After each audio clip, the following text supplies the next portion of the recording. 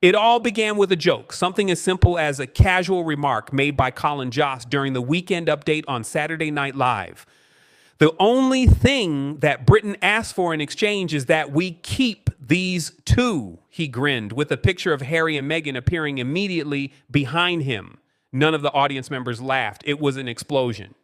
It is not the kind of polite studio laughing that you get when a host fumbles through a script. Rather, it is the guttural, honest roar that only occurs when a pressure valve finally bursts. It wasn't just funny, it was brutal, and in that single moment, Meghan Markle's polished Hollywood mask cracked in front of millions. It wasn't just a comedy bit. It was the mainstream finally saying what fans, critics, and even Meghan's former supporters had been whispering for years. We're done pretending that SNL line gave the public permission to stop dancing around the Sussex narrative. Once in a while, the veil was lifted. Not only was Meghan not the misunderstood feminist warrior, but she was also not the royal fugitive who was marginalized. She was now firmly the punchline, and when Saturday Night Live treats you like nothing more than a joke, Hollywood pays attention.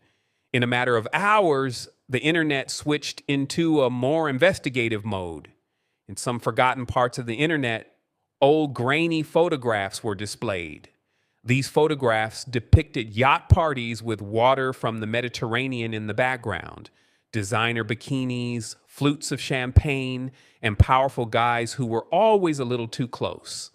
These were the very same photographs that Meghan's public relations team had spent years and millions of dollars attempting to remove from the internet. Now, however, they were going viral everywhere, unstoppable, a digital torrent that no damage control team could manage. The photographs themselves were not the issue. The backlash was so violent because of the cover-up, the frantic and compulsive attempt to rewrite her own origin story, and the fact that everyone has a history. When you have a publicity team and a legal budget, you cannot tell the world a fairy tale about struggle and victimhood while simultaneously erasing part of your story using those resources. It has nothing to do with Meghan's actions decades ago. The timing couldn't have been more unfortunate for her, as it is about what she attempted to conceal from the individuals who were sponsoring her stardom. After launching yet another lifestyle company, Meghan had just completed yet another round of content pitches and made yet another appeal for relevance.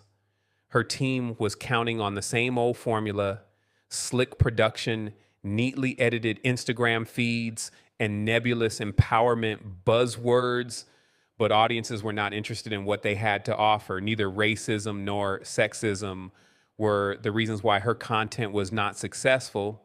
The reason it was failing was that it had an artificial, hollow, and theatrical quality. She was out here gathering berries while wearing a cashmere sweater and appearing to be approachable while wearing a hired English Guard uniform. She was the same woman who claimed to be out for the people.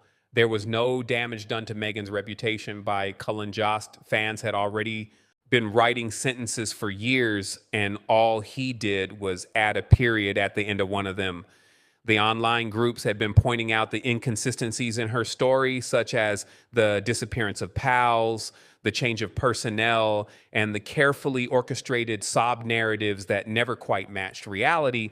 They anticipated that the interview with Oprah would be unsuccessful. They anticipated that Hollywood would eventually become weary of the drama. In addition, they projected that big supporters like as Netflix and Spotify would begin to withdraw their support in a covert manner once the returns did not live up to the expectations. Despite the fact that every single prediction was accurate, the Saturday Night Live joke did more than just confirm the fans. It also gave Hollywood the go-ahead to accomplish what it had been planning the entire time. Behind the scenes, sever ties in a manner that is not loud or dramatic, but rather in a quiet manner. PR representatives began encouraging clients to avoid the situation. Huge platforms began asking Meghan the one question she had never wanted to hear: is she still worth the risk? Publicists stopped returning calls, invitations dried up, and the question was asked by huge platforms, because that is the value that everything comes down to in the end. Meghan had created a brand on being a cultural icon, a royal disruptor, and a modern feminist voice. However, when the internet began asking why she was being protected and what she had to give beyond controversy and crafted victimhood, the answers became exceedingly uncomfortable. Meghan's brand had been built on these characteristics. And not only did Colin's joke become a hit, but it also exploded. Hollywood is aware of when to abandon ship, and they do not wait for it to flounder before doing so. Cracks began to appear in Meghan's inner circle, which had previously been a well-constructed fortress consisting of aristocratic connections and public defenders. Nobody was able to ignore it. Ellen had not spoken her name in more than a year, despite the fact that she had once lauded her as courageous and misunderstood. Oprah, the woman who gave Meghan the most powerful public relations megaphone of her life, has been radio silence. Not a single quote, not a single gesture, and not even a birthday repost. The Clooneys, who were once considered to be close family friends, have entirely disappeared from the narrative surrounding the Sussex family. This is how the business sector operates. Ghosting is the term used to describe being fired. Do not take it personally in a strategic sense. You become invisible the moment you become more of a liability than an asset, and Meghan was becoming invisible at a rate that was faster than anyone had anticipated the process to take. Not only did public opinion begin to shift, but there were also whispers in the back channel, cancellations in the background, and invitations that were revoked. She had lost her status as the in it girl. No company wants to take the chance of working with her. Some of the most prominent talent agencies have begun revising their secret blacklist. It was not possible to find Meghan's name on any official document. Although it never happens, publicists are aware of this fact. It is best to avoid associations, postpone meetings, and postpone interviews. That's all that is required. On the spur of the moment, a red carpet appearance turns into a scheduling difficulty. There is a product launch and a podcast guest cancels at the last minute. The collaboration is stuck in development hell. There was no attempt to silence her. The final nail in the coffin was the fact that she was being marginalized. Netflix, their wager on Sussex that was worth $100 million, was already on slippery ice. Almost 500,000 people have seen Harry's Polo series, which is currently ranked somewhere in the area of 3,000. Despite the promotional blitz, Meghan's documentary was a complete and utter failure. At the end of the first week, there was a noticeable decline in viewership, and the internal metrics provided a clear picture. The audience members sighed, clicked, and then closed the tab. Even the show that brought her to a certain degree of notoriety was more successful in terms of viewership. Now, many years later, on the same stage, the irony is more evident than ever before. Netflix is not a passionate company. These individuals are driven by numbers, and when those photographs of yachts went viral on the internet, they saw what everyone else saw, the conclusion of the deception. There was a discussion among executives about the possibility of secretly allowing the arrangement to expire. There is no public blowback and no renewal. It should be faded out. The photographs made that decision quite simple. In order to avoid seeming as villains, they provided Netflix with an easy justification to terminate their service. Brand misalignment, creative differences. Unfortunately, the industry code for this is no longer profitable. In the meantime, Meghan was still attempting to create a new food program, a lifestyle business, and another attempt at a podcast. However, each stride forward caused greater outrage than the previous one. The people were not paying attention to what she had to say. Observing her movements when she picked fruit, wearing white slacks and tending to a luxurious garden gave the impression that she was going for satire rather than relatability. It wasn't because of the camera angles that her cookery show was unsuccessful. Because it seemed more like a public relations exercise than a passion effort, it was a failure. A number of criticisms were leveled against the controlled aesthetic, the awkward energy, and the lack of legitimate culinary expertise. Meghan was acting as if she were not being really honest. What's worse is the exhaustion caused by the brand. She had tried on an excessive number of masks, including that of a misunderstood wife, a feminist icon, a beacon of racial justice, an entrepreneur, and a media magnate, but none of them had lasted. The image that she had fought so hard to control was suddenly spiraling into something that she was unable to govern. Each one contradicted the previous one, and with each reinvention came another wave of receipts, admirers retrieving old interviews, staff testimony, and media stories. However, she was not being assaulted. Her own pattern of behavior, her own contradictions, and her own public relations blunders were exposing her, and the industry had reached the point where it could no longer engage in deception. It was no longer the case that Meghan was a cultural agent.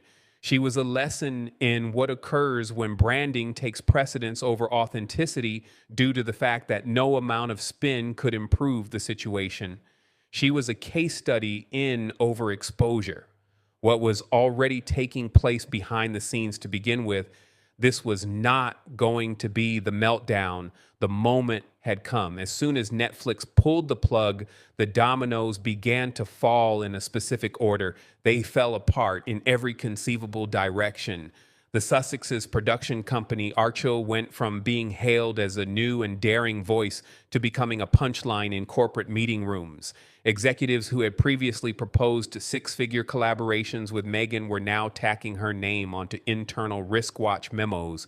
The data provided them with all the information they required. When it comes to entertainment, those three letters are synonymous with death.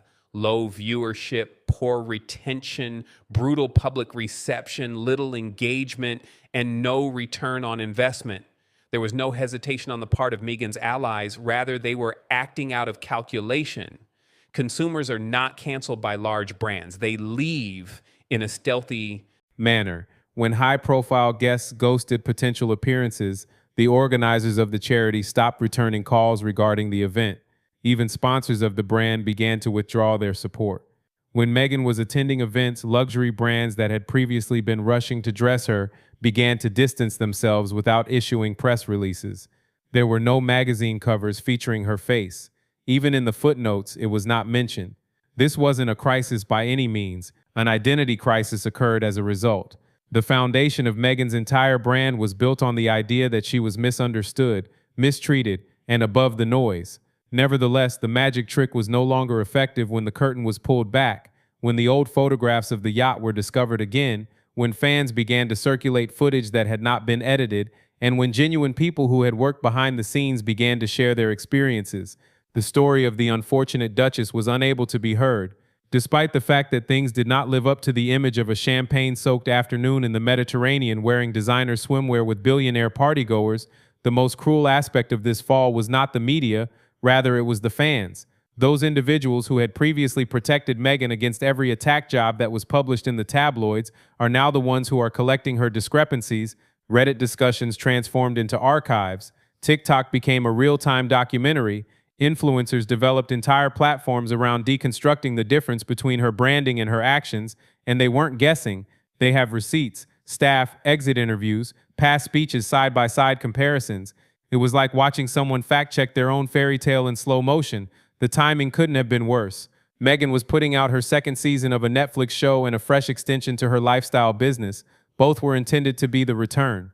Instead, they were dead on arrival. The show ranks somewhere in the 300s on Netflix's charts, just 5.3 million views since its debut. An embarrassing figure for someone who still refers to herself as a royal. Even Suits, which Meghan left years ago, was outperforming her new content by millions of views behind the scenes. The panic was real. Internal documents from Archwell reportedly showed mounting pressure to pivot, rebrand, or find another angle before the cash completely dried up, but every move felt more desperate than the last. A new podcast. People immediately pointed out the name was eerily similar to a pre-existing popular show, a lifestyle drop. She was accused of stealing ideas from other creators, according to her detractors.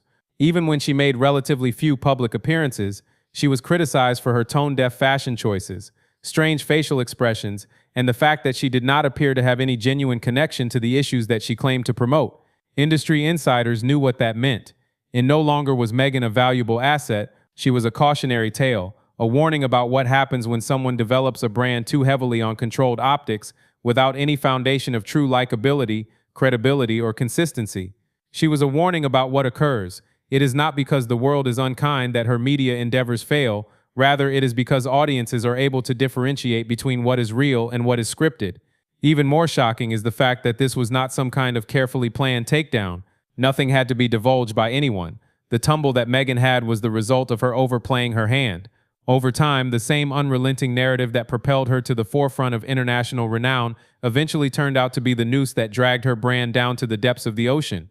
It became increasingly evident that she was manipulating the situation the more she attempted to script every detail.